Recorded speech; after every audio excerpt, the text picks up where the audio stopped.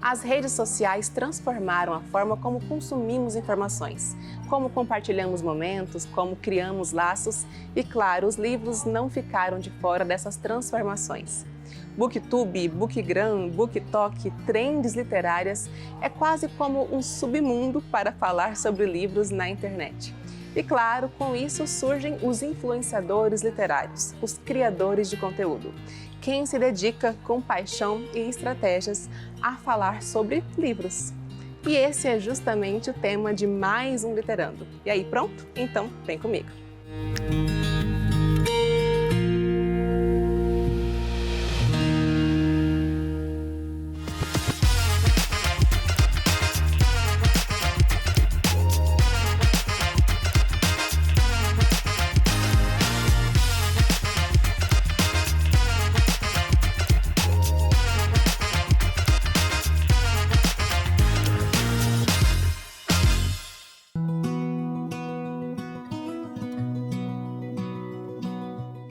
Eu leio porque eu preciso salvar a minha alma. Quem diz isso é Elissa Soares, criadora de conteúdo para a internet, autora do canal Didocéia no YouTube e também professora de literatura, atriz e várias outras coisas, e hoje convidada em mais um episódio aqui do Literando. Elissa, é um prazer receber você, muito obrigada por estar aqui com a gente. Eu queria que você explicasse primeiramente a sua resposta. Eu leio para salvar a minha alma. De onde que vem essa sua relação tão profunda com a literatura? E eu leio porque eu realmente preciso salvar minha alma. Eu acredito muito naquela fala do Ferreira Goulart que diz que a arte existe porque a vida não basta. A gente precisa alimentar a nossa alma de algo mais. Mas eu estou parafraseando, eu estou pelo menos fazendo uma intertextualidade com o Borges, um escritor argentino que tem um conto chamado A Biblioteca de Babel. E nesse conto ele fala que ele acredita que o paraíso é uma espécie de biblioteca. Então, se eu quero salvar a minha alma e eu quero ir para o paraíso, então eu tenho que ler cada vez mais. E a sua relação com a literatura é muito próxima, e antes de você criar conteúdo para a internet, você já era professora de literatura. Mas quando que você decide que criar conteúdo seria algo para você, que você gostaria de investir? Como que foi essa escolha? Primeiro de tudo, o encontro com a literatura ele aconteceu de uma maneira não programada, né? Eu fiz, meu primeiro vestibular foi para física, então assim, eu ia para uma área completamente nada a ver. Aí depois eu fiz letras, a minha intenção era dar aula de língua inglesa ou de outras línguas estrangeiras, até que eu tive uma grande descoberta com um professor, que é o professor Jamerson Buarque. Ele deu uma aula fantástica sobre literatura romana, e aí eu fiquei muito encantada com aquilo e quis aquilo para minha vida. Então eu tive um encontro com a literatura ali naquele momento. Comecei a dar aula, né? Terminei o curso, fui para a sala de aula. Inclusive esse ano faz 19 anos que eu tenho experiência com sala de aula, dando aula de língua portuguesa e literatura. Mas houve um momento na minha vida que foi no ano de 2018, porque eu leio a literatura e eu fico tão empolgada e aquilo mexe comigo de uma maneira tão profunda que eu falo, eu preciso partilhar isso com as outras pessoas, né? Que é isso que eu costumo fazer em sala de aula. Eu não quero só ensinar, eu quero partilhar a minha paixão. Por que aquilo me faz tão bem, e se de repente alguém se identifica, pode ter um encontro fabuloso desse também. E aí em 2018 eu trabalhava numa escola já há muito tempo, uma escola em Goiânia, e aí eu tive uma ruptura com essa escola que foi muito dolorosa. E aí eu fiquei meio perdida. Gente, o que eu vou fazer agora que eu preciso falar de literatura? Fiquei uma angústia, eu preciso falar de literatura agora. E o meu marido, ele trabalha com produção cultural, com audiovisual, ele também é artista, vamos gravar uns vídeos e postar no YouTube e ver o que dá? E aí vamos. E aí eu gosto muito do Edgar Allan Poe, que foi a minha grande pesquisa, tanto no bacharelado em literatura quanto no mestrado. E aí eu fiz um vídeo sobre o conto, o poema O Corvo e o ensaio dele, Filosofia da Composição, gravamos e aí postamos no YouTube, isso em abril de 2019. Então, do final de 2018 até o começo de 2019, a gente ficou amadurecendo a ideia. Aí gravamos com o celular mesmo, aquela coisa mais improvisada, e postamos. E a repercussão foi muito legal. Alunos, ex-alunos, amigos, colegas, ex-colegas de trabalho foram mandando mensagem: Elissa, que legal, que barato, você fala muito bem. E eu era tímida, aquela coisa nervosa diante da câmera, tremendo. Ficou muito legal, você fala muito bem, que massa, faz mais disso.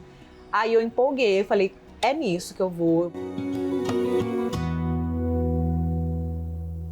Qual foi o último livro que você leu por livre e espontânea vontade? Foi fazendo essa pergunta que a Ana Ju começou a criar conteúdo literário para a internet. Hoje já são mais de 400 mil seguidores no Instagram e diversos vídeos virais que viralizam em plataformas como o TikTok. Tu pelas minhas estantes. Eu vi um vídeo de uma entrevista, de alguém fazendo entrevistas na rua, e eu falei, cara, e se eu pegasse esse formato para produzir um conteúdo, mas ao mesmo tempo para sanar essa minha curiosidade, será que esse pessoal da engenharia lê? Porque uma coisa é você fazer essa pergunta num prédio de letras, né? E outra coisa é você fazer isso pra galera de engenharia. E aí foi isso, eu fiz o meu primeiro vídeo nesse formato, na fila do bandejão da Escola de Engenharia da UF. E foi muito engraçado, porque não peguei nenhum leitor. Eu não consegui achar nenhum leitor, assim. Era todo mundo, nossa, qual foi o último, sabe? Eu teve que buscar lá no fundo da memória para achar o último. E aí eu fui expandindo para outros campos da UF, para ver como era o diferente comportamento desses leitores em diferentes cursos. Mas começou com essa minha curiosidade não vendo livros na minha faculdade. E um que eu odiei foi Divinos Rivais. E o que significa influenciar? A pergunta parece simples, mas por aqui podemos pensar em mais de uma resposta. Essa palavra influenciar, eu acho que ela é uma faca de dois gumes. Ela pode ser tanto boa quanto ruim. Você pode influenciar uma pessoa tanto negativamente quanto positivamente. Eu penso que você pode, em certa medida, fazer um monte de bobagens ou se colocar como exemplo de um monte de bobagens, de equívocos e ter um séquito disso, né, um grupo de seguidores disso. Mas se a internet é um espaço livre, é uma terra livre, eu acho que é importante também você possibilitar coisas que favorecem, que alimentam a alma. Falar sobre fantasia, poesia, terror, literatura contemporânea, o que não faltam são opções. É comum que, ao criar conteúdo, se escolha um nicho, o que facilita com que um público-alvo se identifique com o seu conteúdo.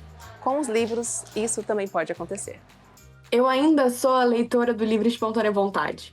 Então eu não me forço nas minhas leituras, porque foi justamente isso que me afastou dos livros por muito tempo, né? Eu fui uma criança leitora que durante a escola acabou sendo até criticada por professores de literatura por estar lendo o que eu lia. A minha produção de conteúdo sempre partiu da minha leitura. Isso não mudou, em nenhum momento mudou. Eu não queria me encaixar em nenhum nicho e eu acho que outros leitores se identificaram com esse meu movimento, esse meu hábito, mas ao mesmo tempo, o leitor de fantasia pode me seguir porque às vezes eu leio fantasia, mas eu posso trazer uma coisa que vai tirar ele da zona de conforto. E a mesma coisa para outros gêneros, então nunca me preocupei em querer me encaixar num nicho, nem nada do tipo, porque eu sei que a partir do momento que eu começasse a me obrigar a algo, aquilo ia perder o sentido para mim. Esse livro me despedaçou, me destroçou, me espancou, foi horrível, mas eu amei tanto. Como didosseia, eu gosto sempre de colocar a professora de literatura em cena. Então, digamos que existem nichos, por exemplo, que tratam só de best-sellers, nichos que só tratam de literatura de horror, nichos que tratam só de literatura marginal, periférica, né? Literatura indígena, literatura afro-brasileira. Eu gosto de pensar na didosseia como o canal de uma professora de literatura. Então, no canal de uma professora de literatura vai entrar tudo. Desde Euclides da Cunha com Os Sertões até a Biblioteca da Meia-Noite, que é um best-seller, A Culpa é das Estrelas, sabe? John Green.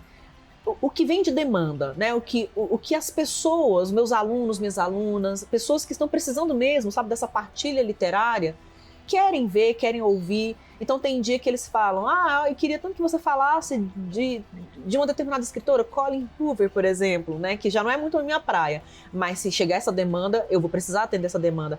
Até um A.G. Wells, por exemplo, né, que é um escritor de ficção científica, né, um autor que é um clássico, que já é um cânone. Então, a Elissa, ela tenta abraçar essa necessidade de falar como professora, sabe, ser uma mediadora. O que chegar de demanda, o que eu vejo que tá assim, em alta procura, eu gosto de dar um espaço para o canal e para o Instagram. O Instagram também está indo para se enveredando por esse caminho de ser um perfil literário.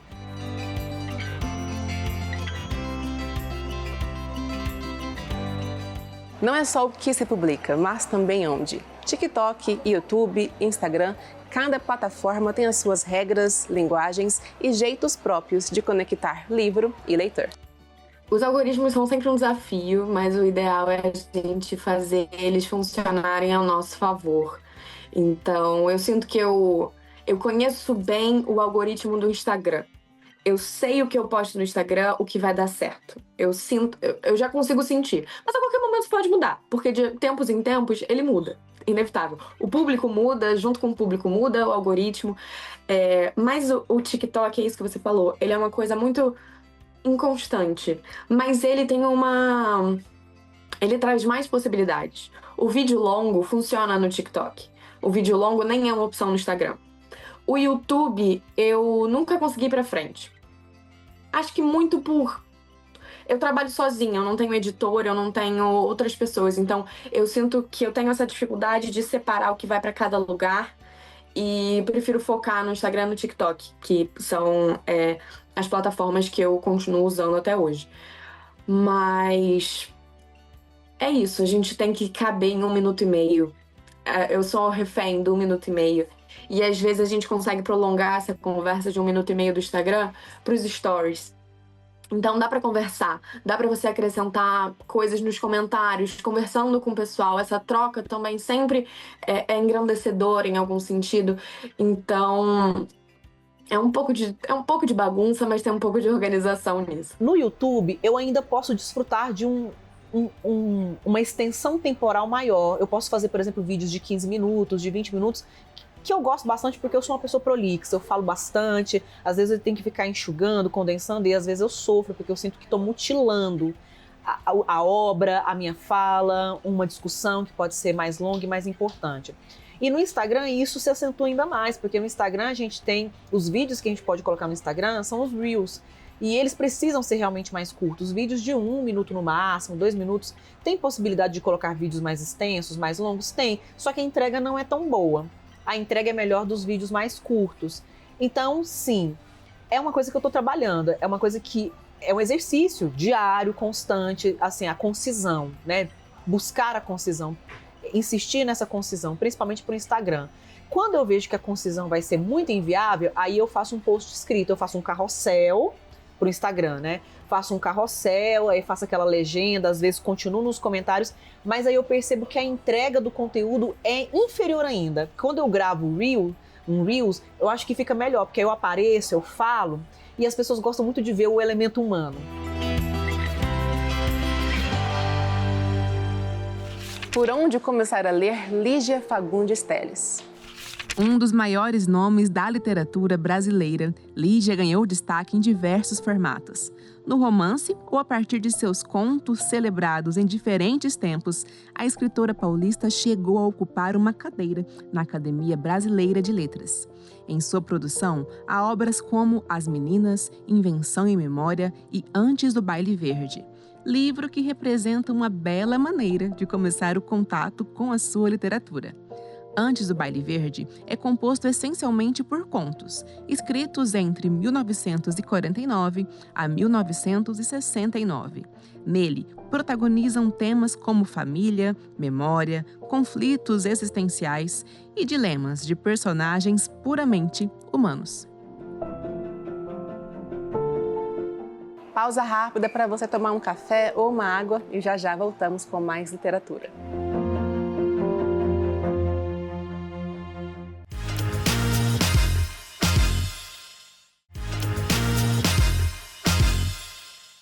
No Brasil e no mundo, muitos nomes têm se destacado na missão de incentivar a cultura de leitura e também de criar uma comunidade engajada de leitores.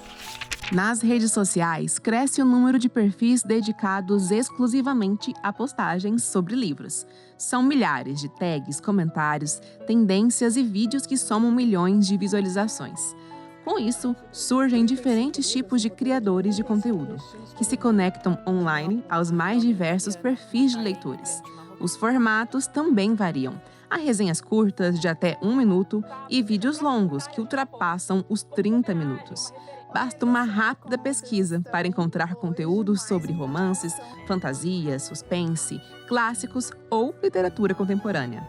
Assim como os livros, a comunidade literária é diversa, vibrante e conectada com o tempo em que vivemos. É hora de uma dica de leitor para leitor. Afinal, quem lê sempre tem uma boa sugestão para compartilhar.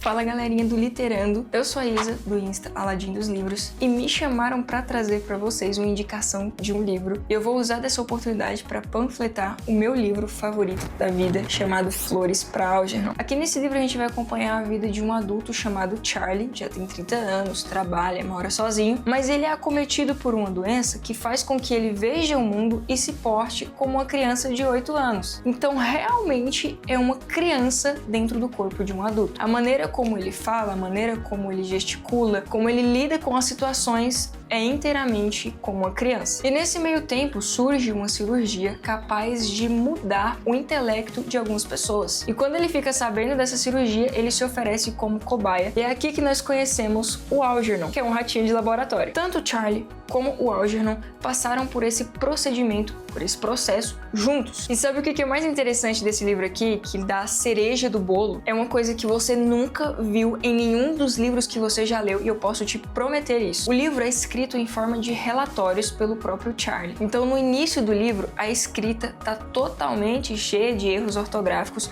como se fosse realmente uma criança escrevendo. Principalmente uma criança que tá começando a ser alfabetizada agora. Esse é o Charlie do início desse livro aqui. Com o passar do tempo, à medida que a cirurgia que foi feita no cérebro dele vai evoluindo, a gente vai acompanhando junto com os relatórios que ele continua escrevendo a evolução do QI dele. Ou seja, ele realmente passa por uma cirurgia que funciona. Mas é aí que entra o vilão de toda a história. É ele mesmo, é a própria consciência dele, porque enquanto ele tinha o intelecto de uma criança de 8 anos, ele via o mundo com inocência, ele via as pessoas com a inocência de uma criança. Mas à medida que a cirurgia vai mexendo no intelecto dele, no QI dele, ele vai vendo o mundo como o mundo realmente é. A partir daí, ele vai descobrindo coisas sobre os pais dele e entendendo coisas sobre a dinâmica da família dele que ele preferia não ter compreendido. É aquela famosa frase: na maioria das vezes, a ignorância é uma bênção. E como essa história termina, você vai ter que ler esse livro para poder descobrir, mas fica aqui a minha indicação: esse livro é maravilhoso. Criar conteúdo literário na internet não é apenas sobre amor aos livros. Exige planejamento, estratégia, organização e criatividade. É ter o meu próprio planejamento, né? Eu tenho ali o meu desejo, a minha lista de desejos também. Quero falar sobre Dostoiévski dessa vez. Agora eu quero falar sobre 100 Anos de Solidão, do Gabriel Garcia Marques. Quero falar sobre Helena Ferrante. Mas também eu vejo que existem demandas, né? A coisa da demanda. A professora está sempre atenta à demanda. E a gente fala: olha, professora, tá no hype, está falando muito, tá tendo muita procura. E aí? Agora tem que produzir, tem que fazer alguma coisa em relação a isso também. É tentar casar as duas coisas. Tem dia que choca, sabe, Jéssica? Tem dia que é difícil mesmo, porque eu sou uma só, eu gostaria de ser duas. Gostaria muito de ser Elis e de Dosséia, mas a Elis e a de Dosséia são a mesma pessoa. Então, às vezes, elas precisam negociar. Essa organização vem nas minhas leituras e não necessariamente na postagem, porque é pela inspiração que aquele livro me gera que eu vou pensar no que postar. Então, eu me organizo sim em relação às minhas leituras. Eu não, como eu te disse, eu não gosto de ler a mesma coisa. De uns tempos pra cá, eu me preocupo do que eu estou indicando, o que eu tô trazendo pros meus seguidores.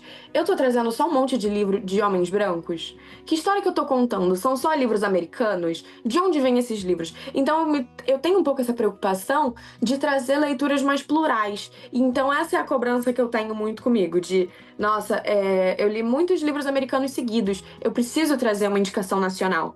E não vem num tom de cobrança, vem até numa coisa de: é bom pra você estar lendo coisas nacionais. E aí tô lendo muito nacional e aí eu penso: nossa, será que eu já li em algum momento um livro africano? Aí eu faço esse trabalho de pesquisa de achar um livro africano.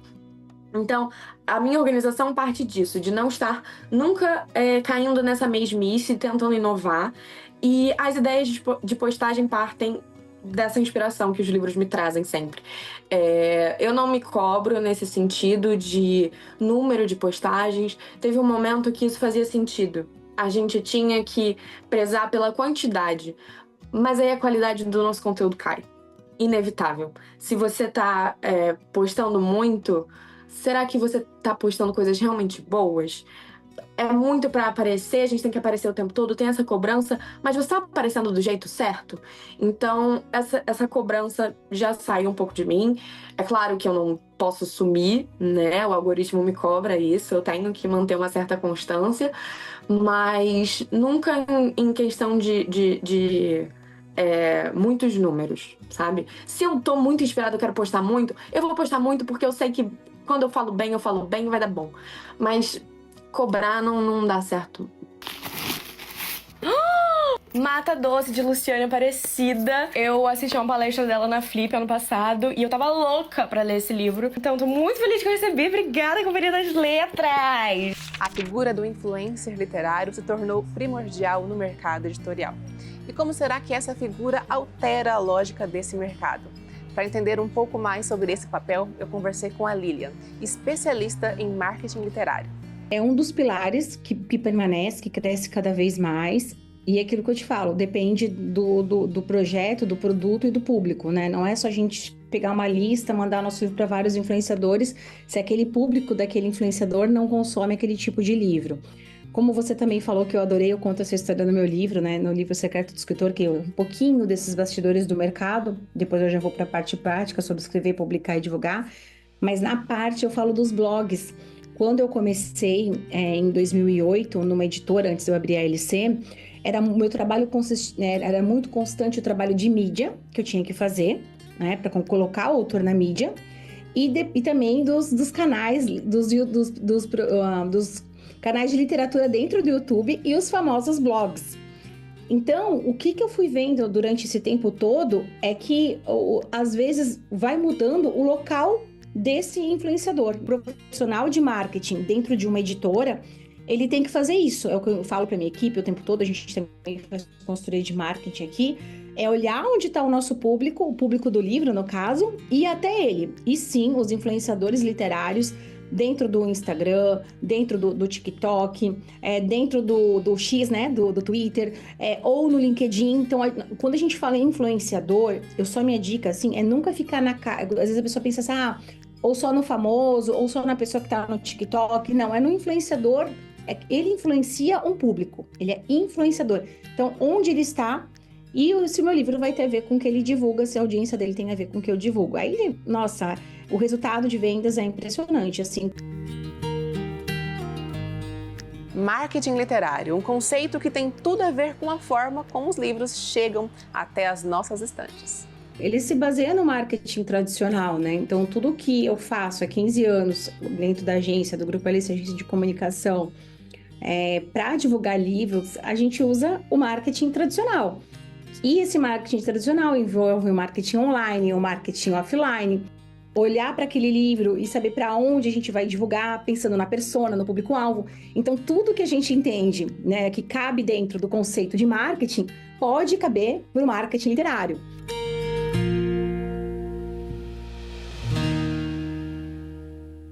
Indicar um livro é também assumir uma responsabilidade. E no universo online, onde as recomendações podem alcançar milhares de pessoas, por mais que algumas publicações tenham um prazo de 24 horas, é certo que os impactos permanecem. É uma coisa que assusta às vezes, porque eu sou só uma menina de 22 anos indicando o livro no quarto dela, sabe? Mas eu não sou só isso. A partir do momento que eu jogo aquilo pra internet, pode ser que alcance 20 mil pessoas, pode ser que alcance 1 milhão de pessoas. Eu não sei quem são essas 1 milhão de pessoas. Eu não sei o que aquele livro que foi tão bom pra mim pode ser pro próximo. Então, às vezes, eu tenho essa preocupação de, será que eu tô indicando certo? Será que não passou alguma coisa batido? Será que isso aqui pode ofender alguém de alguma forma? E isso me preocupa, e eu me torno uma leitora mais crítica a partir disso, porque eu sei que eu tenho essa responsabilidade, né? Eu sou essa menina de 22 anos, mas eu não posso usar isso como uma desculpa, sabe? Eu tô indicando, eu faço vendas acontecerem, né? E isso assusta às vezes. Mas, por outro lado, é muito bonito ver o que esse trabalho pode fazer. E eu não tô tomando essa responsabilidade só pra mim, mas toda essa comunidade, a partir do momento que você para gravar um vídeo sobre um livro e você posta, é isso, o vídeo pode alcançar 200 pessoas ou pode alcançar 200 mil. Você não sabe o que o algoritmo vai fazer, mas você posta sabendo que pode vir o máximo possível. E esse impacto que pode ter no outro, pensando no lado positivo, é muito bonito. Eu recebo muitas mensagens, e outros amigos meus criadores também, de pessoas falando, cara, foi por causa dessa indicação sua que virou um vício. Eu li 20 livros nesse ano, depois de 20 anos sem ler nenhum livro. Muito obrigada. Ih, tô zoando. Tô brincando. Eu percebo, por exemplo, Jéssica, que o diálogo com o leitor, ele flui melhor quando eu escuto. A escuta é um elemento muito importante. Nós estamos vivendo num tempo em que as pessoas estão muito desesperadas e angustiadas para falar e ninguém está ouvindo. As pessoas estão carentes de audição. Então, quando alguém vai lá num vídeo meu e escreve assim, nossa, que legal você falar de A Morte de Ivan Ilitch, do Tolstói. Fala também de Guerra e Paz, fala também de O Padre Sérgio, sei lá, tô criando aqui situação hipotética. E aí eu, registrado, anotado, aí eu vou lá, pego o Padre Sérgio, leio o Padre Sérgio, produzo um vídeo, e aí depois eu vou e mando uma resposta para a pessoa, olha o vídeo aqui, olha o link. Eu percebo que essa pessoa, ela indica para outras pessoas, olha aquela professora, né? Alguns me chamam de influencer, mas a maioria me chama de professora. Ou youtuber, me chamam de youtuber também. Aquela professora, ela fez um vídeo sobre o livro que eu falei para ela ler. E olha que legal, porque ela trouxe alguns esclarecimentos que eu não tinha pensado e outros que eu concordo. Só que eu não tinha com quem conversar. E aí ela reagiu assim, que legal e tal. E vira uma grande conversa. Às vezes vira até uma amizade, sabe? Da pessoa chegar mais, aproximar mais. Então eu acho que essa reciprocidade, né, essa lógica mesmo de um diálogo em que dois estão falando e ouvindo, se ouvindo, né, nas proporções necessárias para atender as demandas, flui muito bem, flui maravilhosamente bem. Eu acho que qualquer coisa que você utilizar para falar para alguém que lê vai ser produtivo, positivo, benéfico, salutar, é uma palavra que eu gosto muito de falar para os meus alunos, que é saudável, alimenta a alma. Para alguém, eu acho que você já está fazendo esse trabalho mesmo de partilha, de influenciar literariamente alguém.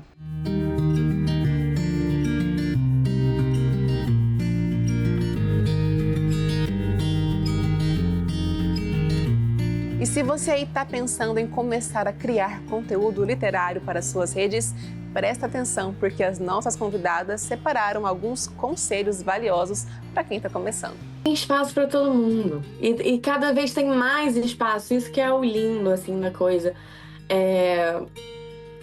Eu acho que se você ama livros e você quer falar sobre livros, tem gente para te ouvir.